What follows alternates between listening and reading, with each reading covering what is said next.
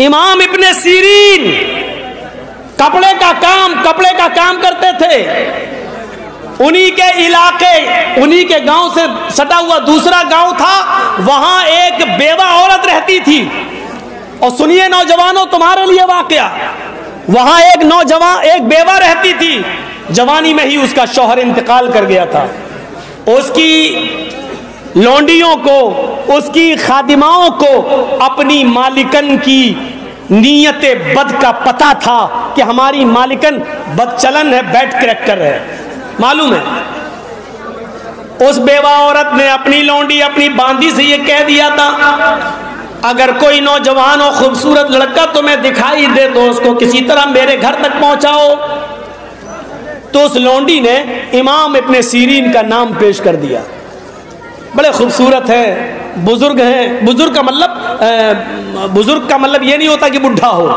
بزرگ کا مطلب علم کے اندر بزرگ ہیں، بڑے ہیں، بہت پہنچے ہوئے آدمی ہیں اور ہیں بہت خوبصورت اور کپڑے کا کام کرتے ہیں. تو کہا ٹھیک ہے، ان کو کپڑا یہ کہہ دیجئے گا کہ تم ہماری مالکن آپ سے کپڑا خریدے گی. اے بھیا جس کو اٹھ کے جانا ہو یہاں سے چلا جائے، یہ بیچ میں کھڑے ہو کے ڈسٹرب مت کرو. سردیوں کے دن میں جب 1 بجے ٹائم دیں گے تو یہی حال ہوگا نا. آپ تو پھر بھی ہمت والے بیٹھے. کل تو 1/4 چلے گئے، 1/4 رہ گئے تھے، چوتھائی بقیہ سب چلے گئے تھے اٹھ کے. بہت زیادہ تھے لیکن اتنی سردی تھی کل کہ جب تقریر ختم ہوئی تو 1/4 ہی رہ گئے، صرف چوتھائی. سنیے، اس کی مالکن نے کہا کہ ان کو لے کے اور کہہ دینا کہ میری مالکن کپڑا خریدے گی.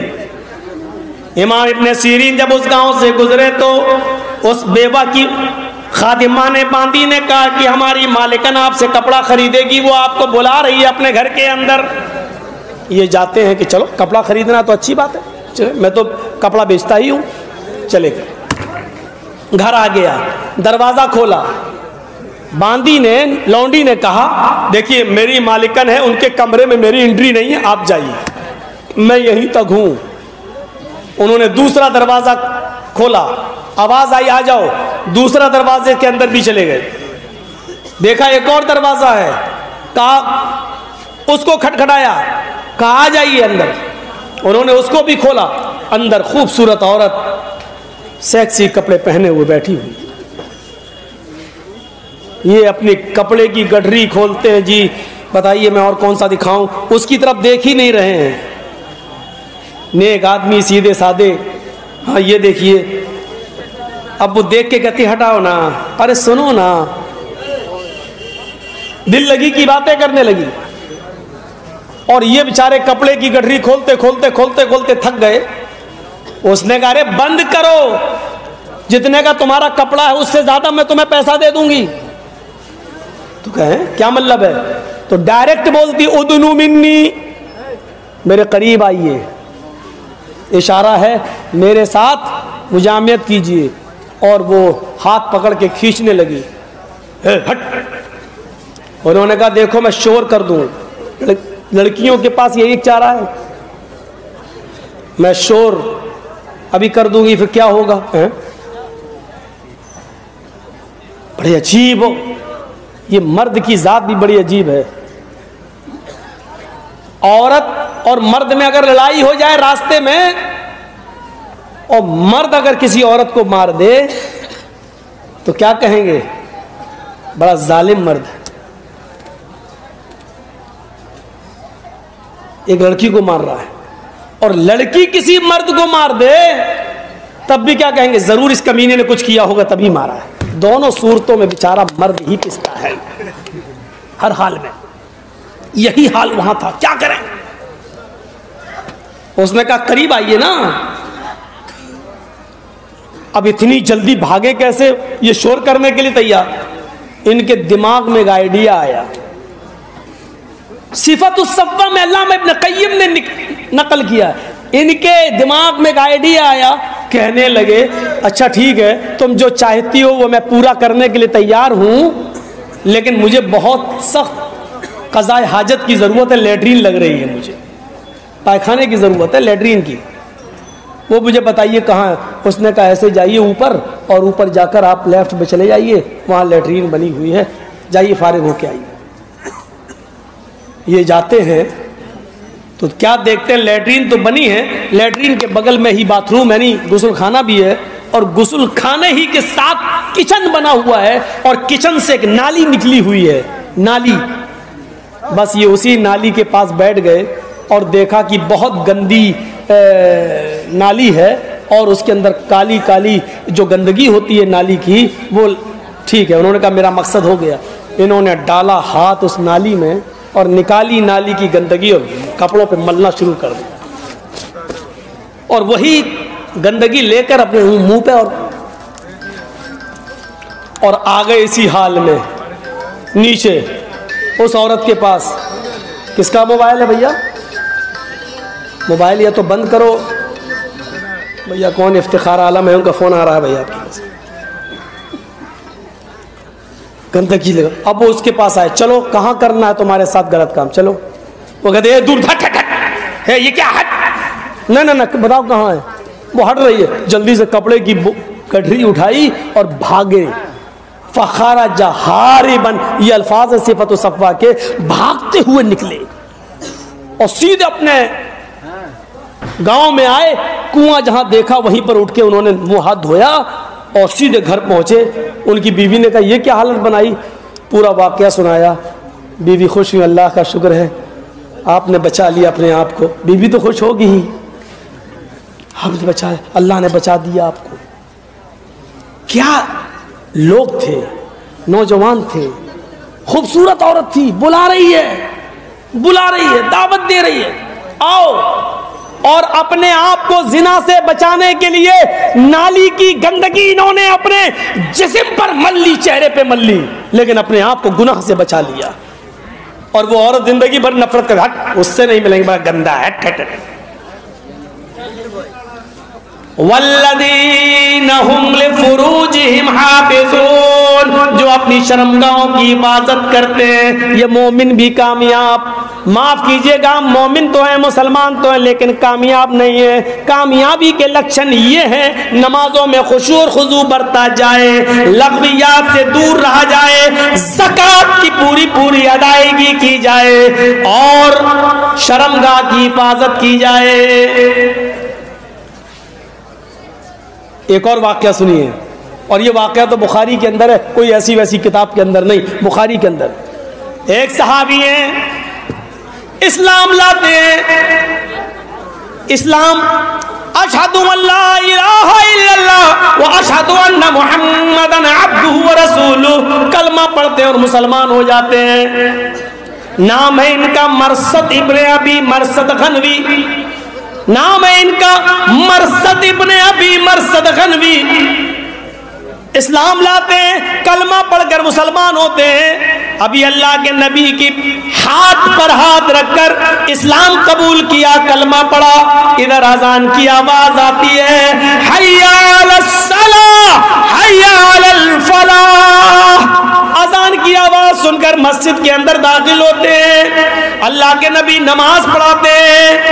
مرثد ابن ابی مرثد کی یہ پہلی نماز ہے نبی کے پیچھے, پہلی نماز ہے نبی کے پیچھے.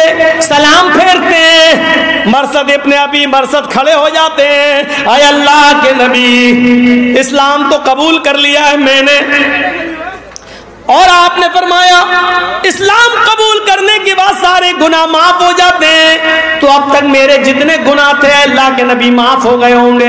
آپ نے فرمایا آف کورس, بالکل صحیح, اب تم گناہوں سے بالکل ایسے پاک و صاف ہو چکے ہو جیسے کوئی بچہ اپنی ماں کے پیٹ سے آج ہی پیدا ہوا ہو, تم بالکل گناہوں سے پاک و صاف ہو. کہا اللہ کے رسول اب میرے لیے کوئی کام تو بتاؤ.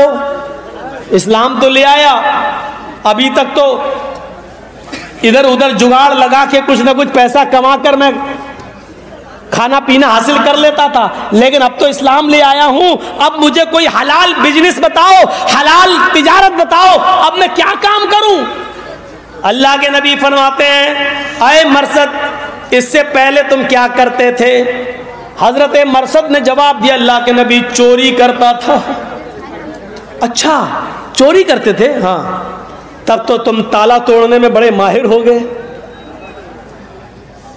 کہاں اللہ کے نبی پوچھو مت، جھٹکے میں تالا کھول لیتا ہوں میں، میرے پاس لوہے سے تار بنانے کی ٹیکنک ہے اور اس تار سے ہم تالا کھولنے کا آئیڈیا جانتے ہیں، تالا کیسے توڑا جاتا ہے، اس میں تو ہمارا کوئی جواب نہیں ہے۔ آپ نے کہا ہے مرثد پھر ہم بھی تم سے ایک چوری کروائیں گے۔ اللہ کے نبی کہہ رہے مرثد اب ہمارے لیے بھی ایک چوری کر کے آؤ۔ حضرت مرثد تھوڑی دیر کے لیے شک میں پڑ گئے، چوری؟ کہاں چوری؟ اے اللہ کے رسول اسی چوری اور ڈکیتی سے بچنے کے لیے تو میں اسلام لایا ہوں اور آپ اسلام لانے کے بعد بھی مجھ سے چوری کروا رہے ہیں۔ فرمایا میں وہ چوری نہیں کروا رہا ہوں جو تم کرتے تھے، بلکہ میں تم سے وہ چوری کروا رہا ہوں کہ میرے کچھ مسلمان صحابہ، میرے کچھ مسلمان ساتھی مکے کے اندر فلاں فلاں گھر میں قید ہیں، ان پر ظلم ڈھائے جا رہے ہیں، کوڑے مارے جا رہے ہیں، ان کو لوہا گرم کر کے ان کو داغا جا رہا ہے، ان کو ستایا جا رہا ہے، ان کو مارا پیٹا جا رہا ہے۔ اے مرثد تمہیں چونکہ تالا توڑنے میں مہارت ہے اس لیے تم دیوار پہ چڑھ سکتے ہو، اونچا گیٹ پہ اگر تالا لگا ہوا ہے تو تم اس کو توڑ سکتے ہو اور دیوار کے سہارے سے نیچے چھلانگ لگا سکتے ہو اور تم ان مسلمان قیدیوں کو چھڑا کر لا سکتے ہو جو بیچارے بہت مجبور ہیں، جو بیچارے روز مار کھا رہے ہیں، ستائے جا رہے ہیں۔ حضرت مرثد کہتے ہیں اے اللہ کے نبی میں اپنے بھائیوں کو ضرور بچا کر لاؤں گا، اب وہ ہمارے بھائی ہیں، اسلام لانے کے بعد اب اپنے بھائیوں کو بچا کر لانا یہ میری ذمہ داری ہے۔ اے اللہ کے نبی یہ کام مجھ پر چھوڑ دو۔ اب آپ مرثد مدینے سے چلتے ہیں اور مکہ آتے ہیں۔ اب مرثد ابن ابی مرثد نے اب سوچا کہ رات کا وقت اچھا رہے گا تالا توڑنے کے لیے، گھر میں گھسنے کے لیے اور قیدیوں کو، مسلمان قیدیوں کو چھڑانے کے لیے رات کا وقت اچھا رہے گا۔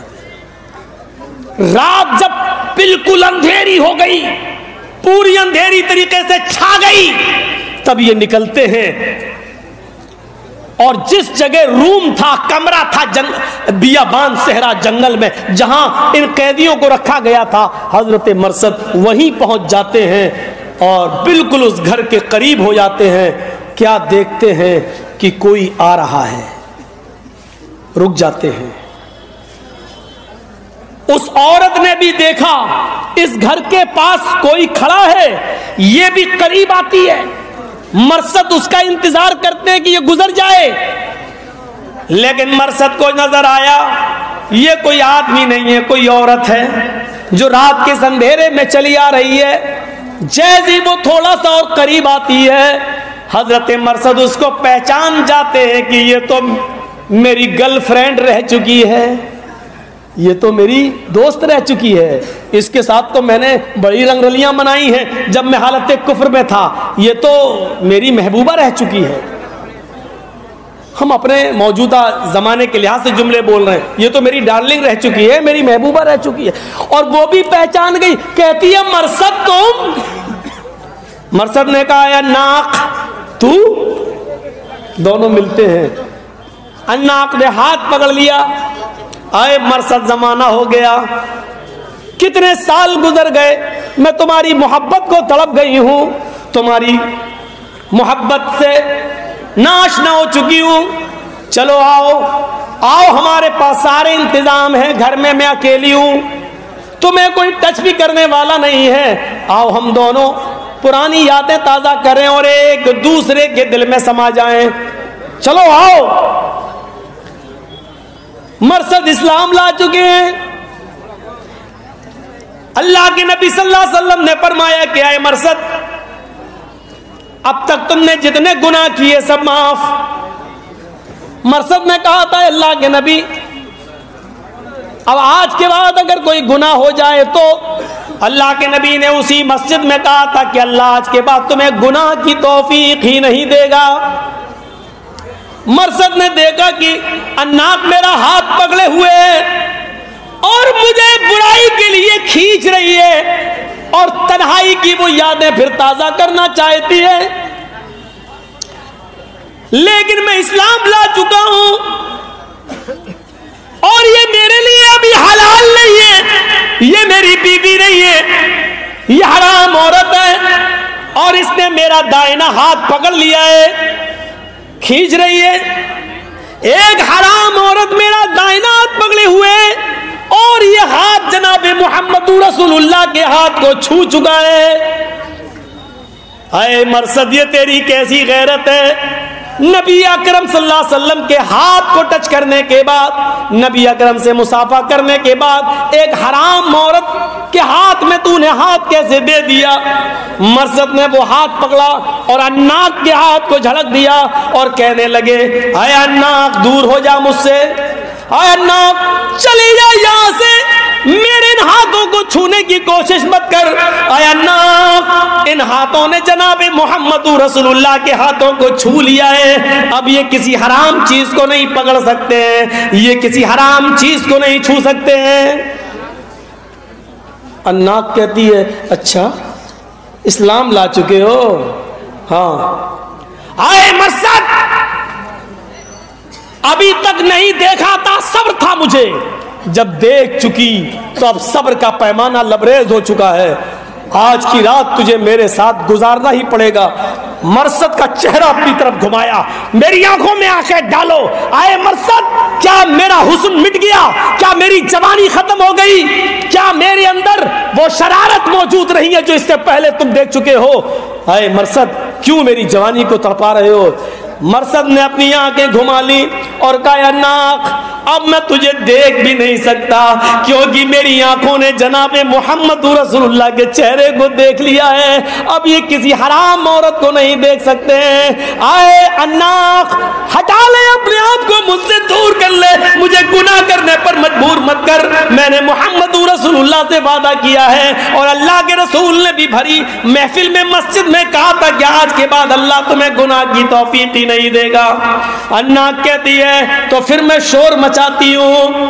پھر عناق نے شور مچانا شروع کر دیا, لوگو آؤ آؤ, برے ارادے سے ایک آدمی میرا پیچھا کر رہا, مجھے بچاؤ. مرصد نے سوچا یہ تو مر گیا, آج کتنا امتحان سے گزرنا پڑتا ہے, غلط کام کے لیے بلا رہی ہے, چلے جاؤ تو کوئی مشکل نہیں ہے, اور بچ رہے ہیں تو کتنے امتحان ہیں. وہ چلا رہی ہے, یہ میرے ساتھ غلط کام کرنا چاہتا ہے. مرصد کہتے ہیں میں بھاگا اور بھاگتے ہوئے ایک جھاڑی کے اندر چھپ گیا.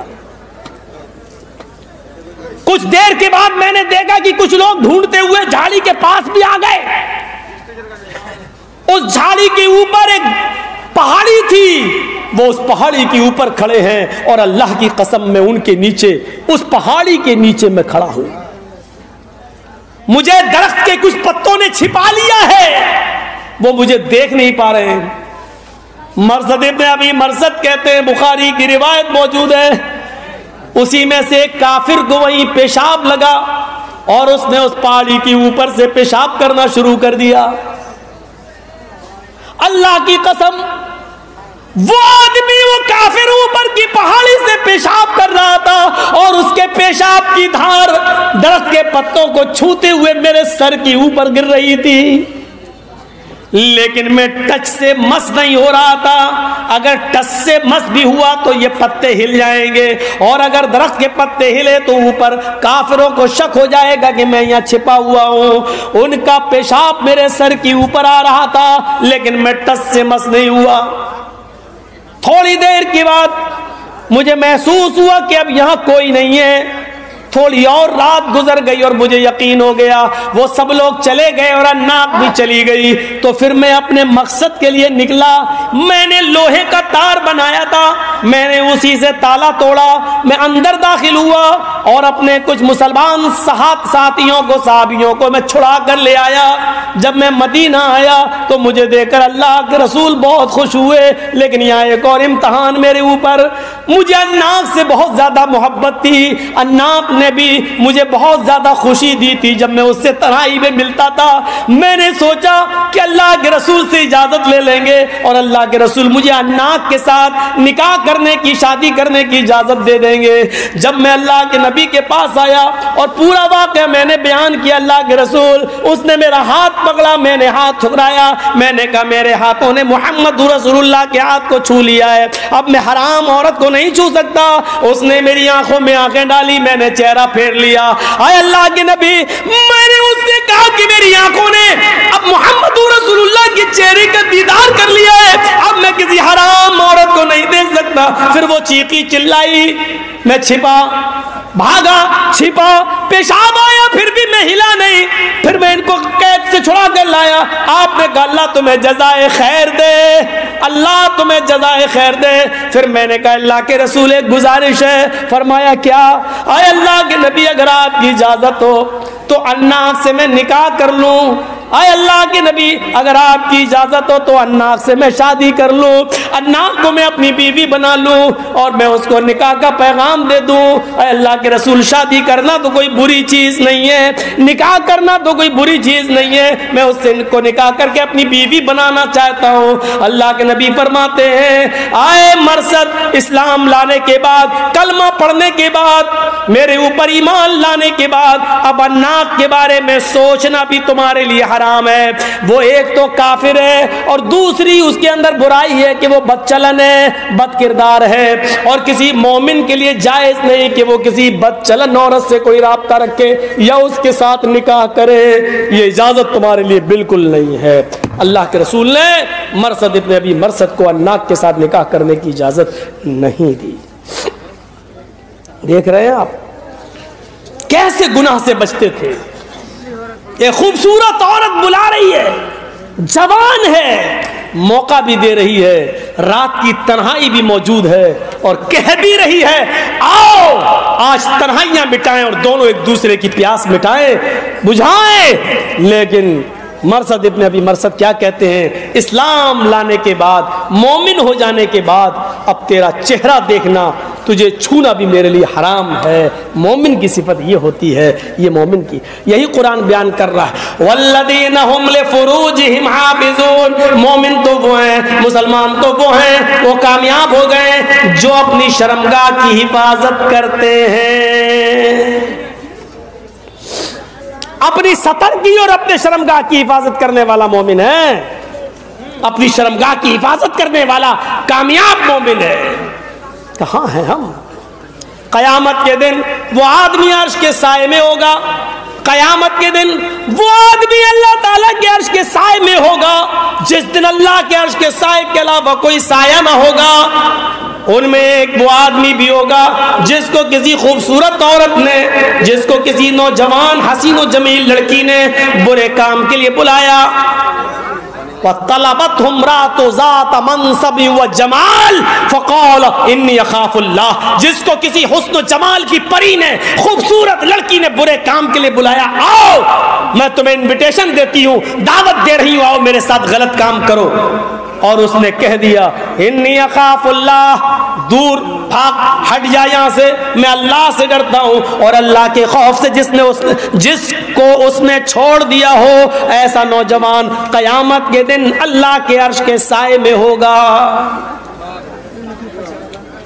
عرش الہی کا سایہ ہر کسی کو ملے گا۔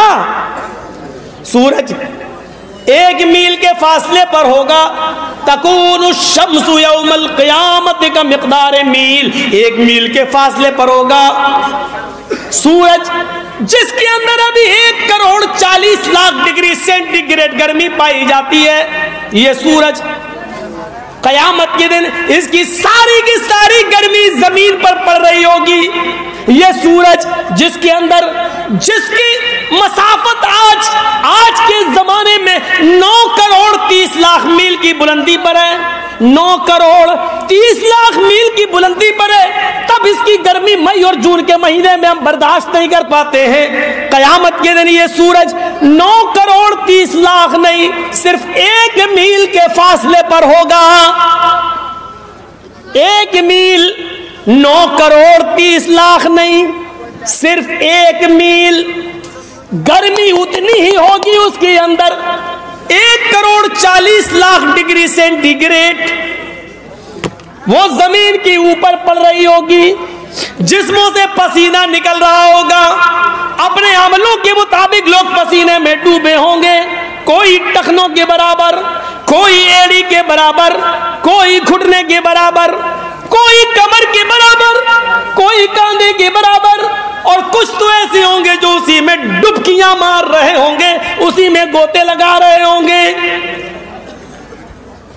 ایسے موقع پر 7 قسم کے لوگ عرش الہی کے سائے میں ہوں گے جن کو اللہ اپنے عرش کا سایہ دے گا. سبعۃ یظلھم اللہ فی ظلہ یوم لا ظل الا ظلہ امام عادل وشاب نشأ فی عبادۃ اللہ ورجل قلبہ معلق فی المساجد ورجلان تحابا فی اللہ اجتمعا علیہ وتفرقا علیہ ورجل طلبته امرأة ذات منصب وجمال فقال انی اخاف اللہ ورجل ذکر اللہ خالیا ففاضت عیناہ ورجل تصدق بصدقۃ فاخفاها حتى لا تعلم شمالہ ما تنفق یمینہ.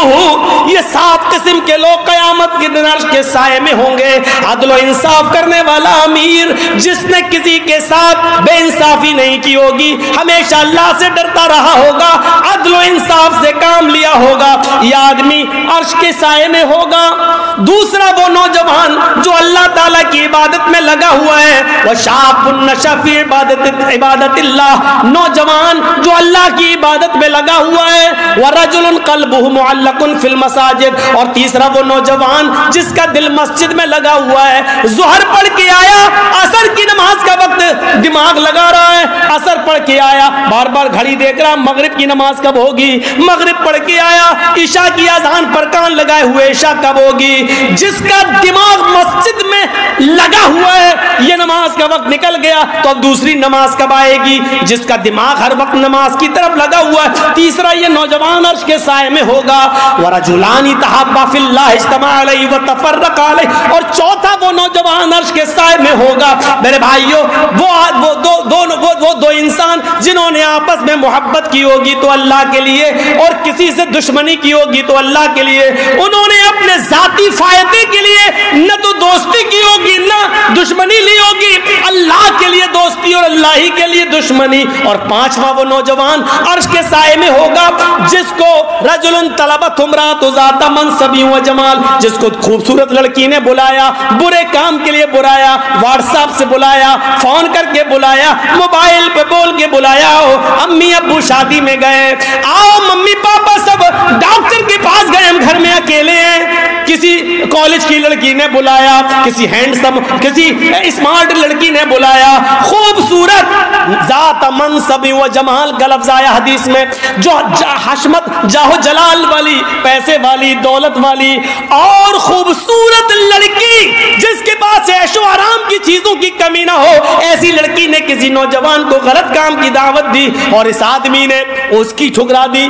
اس کے پیسے کی طرف نہیں دیکھا, دولت کی طرف نہیں دیکھا, جاہو جلال کی طرف نہیں دیکھا, چاہے اس کے منصب و جمال کی طرف نہیں دیکھا, اس کی کیٹاگری کی طرف نہیں دیکھا, اس کی اونچی پوسٹ کی طرف نہیں دیکھا, اس کے اونچے خاندان کی طرف نہیں دیکھا, اس کے حسن و جمال کی طرف نہیں دیکھا, اور کہا نہیں انی اخاف اللہ, میں اللہ سے ڈرتا ہوں. یہ آدمی بھی اللہ کے عرش کے سائے میں ہوگا. اور چھٹا آدمی اللہ کے عرش کے سائے میں وہ ہوگا جس نے اللہ کو تنہائی میں یاد کیا. وَرَجُلٌ ذَكَرَ اللَّهَ خَالِيًا فَفَاضَتْ عَيْنَاهُ, جس کو نے تو اللہ کو تنہائی میں یاد کیا اور اس کی آنکھوں سے آنسو نکل آئے. مجمع میں تو سب رو لیتے ہیں, جرجیز صاحب کی تقریر سن کے تو سب کی آنکھوں میں آنسو آ جائیں گے. جہنم کا عذاب اور میدان محشر کے جاسوس نقشے کو سن کر تو مجمع میں سب رو دیں گے, لیکن یہ رونا رونا نہیں ہے. رونا تو وہ ہے کہ رات کے اندھیرے میں اٹھاؤ, 2 رکعت نفل نماز پڑھی ہو اور ہاتھ اٹھا کر جہنم کے عذاب سے پناہ مانگ رہا ہو, عذاب قبر سے پناہ مانگ رہا ہو, اور اس کی آنکھوں میں اللہ کے عذاب کی وجہ سے آنکھوں میں آنسو آ گئے ہو کہ بڑا خطرناک ہے, اور اللہ کے خوف سے وہ رو دیا ہو تو اس کی آنکھوں سے آنسو بہ پڑے ہوں اکیلے میں تنہائی میں, کیونکہ تنہائی میں رونے والا اور اس کی آنکھوں سے گرنے والے آنسو تکبر کے دکھاوے کے نہیں ہوتے ہیں, اس میں ریا نمود نہیں ہوتی ہے, اس میں دکھاوا نہیں ہوتا ہے, کیونکہ وہ اکیلے میں رو رہا ہے جہاں اس کا باپ بھی, اس کی بیوی بھی, اس کے بچے بھی اس کو نہیں دیکھ رہے. اس کا مطلب یہ ہے کہ آج اس کی آنکھوں میں آنسو صرف اللہ کے خوف سے ہے اور اللہ کے ڈر سے. تو وَذَكَرَ اللَّهَ خَالِيًا, جس نے اللہ کو تنہائی میں یاد کیا, فَفَاضَتْ اور اس کی آنکھوں سے آنسو نکل آئے, تو یہ آدمی بھی اللہ کے عرش کے سائے میں ہوگا. وَرَجُلٌ تَصَدَّقَ بِصَدَقَةٍ فَأَخْفَاهَا, اور 7واں آدمی اللہ کے عرش کے سائے میں وہ ہوگا جس